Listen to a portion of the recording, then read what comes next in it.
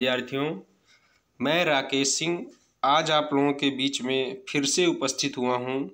हिंदी विशेष रूप से कक्षा 12 के लिए सूर्यकांत त्रिपाठी निराला जी का जीवन परिचय लेकर 30% सिलेबस जो कम हुआ है उसमें भी यह पाठ सम्मिलित है और इनका जीवन परिचय आने की बहुत संभावना है।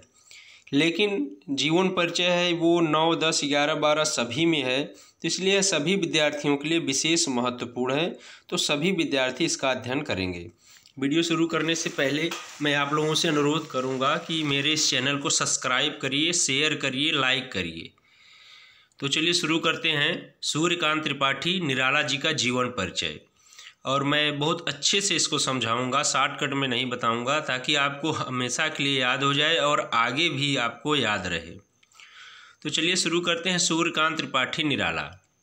सूर्यकांत त्रिपाठी निराला हिंदी कविता के छायावादी युग के 4 प्रमुख स्तंभों में से एक माने जाते हैं।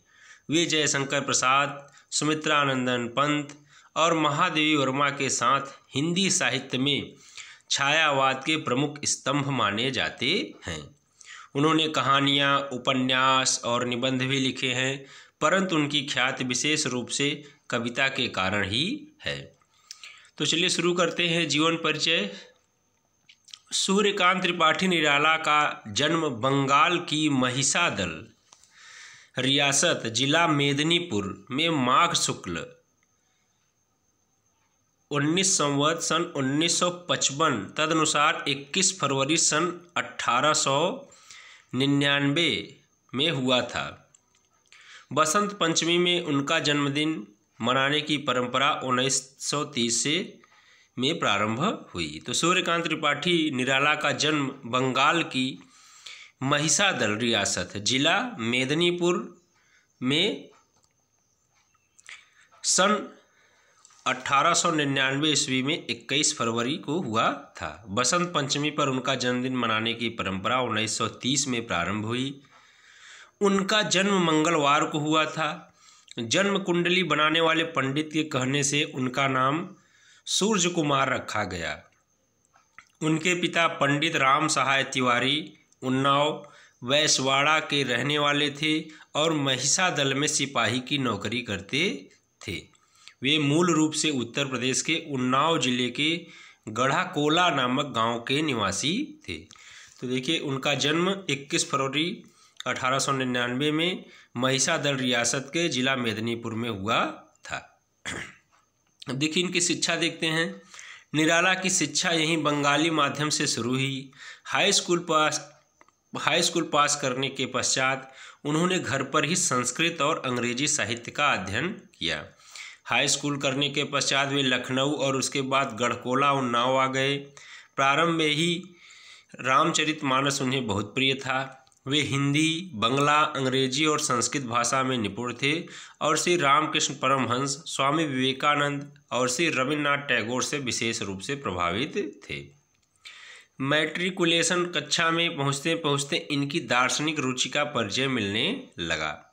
निराला स्वच्छंद प्रकृति के थे और स्कूल में पढ़ने से अधिक उनकी रुचि घूमने, खेलने, तैरने और कुश्ती लड़ने इत्यादि में थी। संगीत में उनकी विशेष रुचि थी। अध्ययन में उनका विशेष मन नहीं लगता था।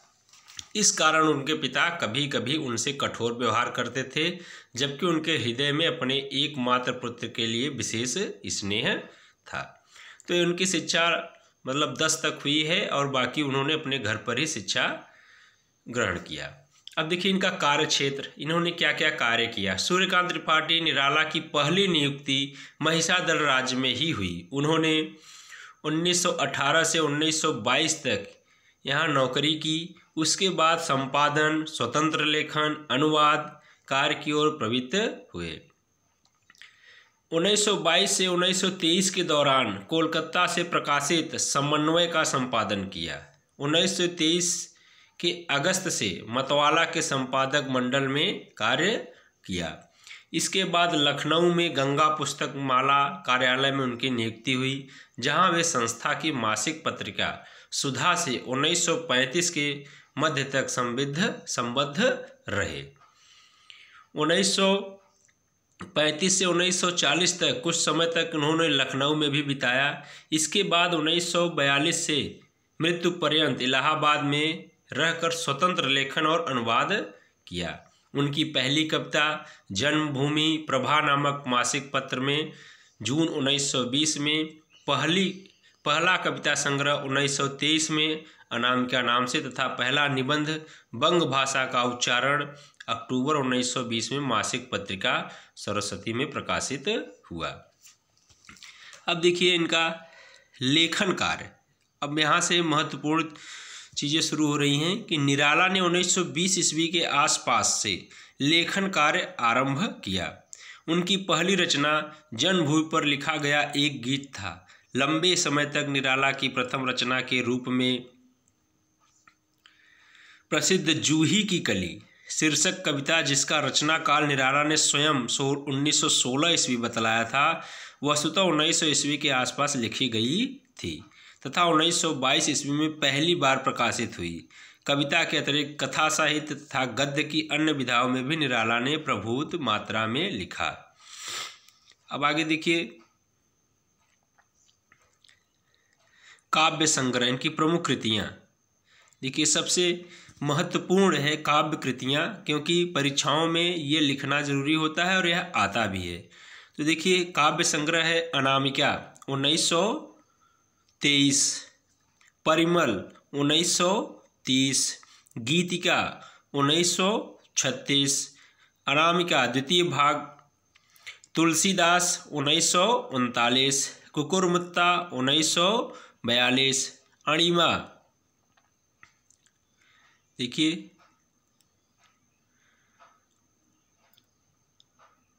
अणिमा 1943, बेला 1946, नए पत्ते 1946, अर्चना 1950, आराधना 1953, गीत कुंज 1954, सांध काकली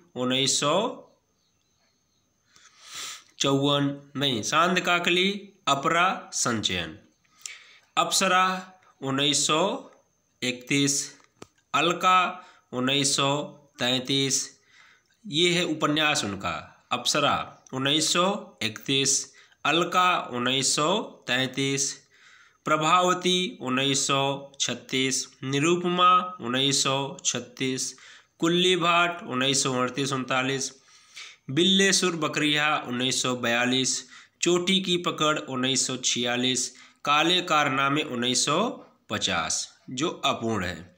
ये आपको लंबा जरूर लगेगा वीडियो, लेकिन बहुत ही महत्वपूर्ण वीडियो है। अब देखिए चमेली अपूर्ण, इंदुलेखा अपूर्ण, मतलब पूरा नहीं हुआ है। इसके बाद देखिए कहानी संग्रह इनका, जो इन्होंने कहानी लिखा है, लिली 1934, सखी 1935, सुकुल की बीवी 1941, चतुरी चमार 1945, सखी संग्रह का ही नए नाम से पुनर्प्रकाशन देवी 1948। अब देखिए निबंध आलोचना, रविंद्र कविता कानन 1929, प्रबंध पद्म 1934, प्रबंध प्रतिमा 1940, चाबुक 1942, चयन 1957, संग्रह 1963, पुरानी कथा महाभारत 1939, रामायण की अंतर कथाएँ 1956।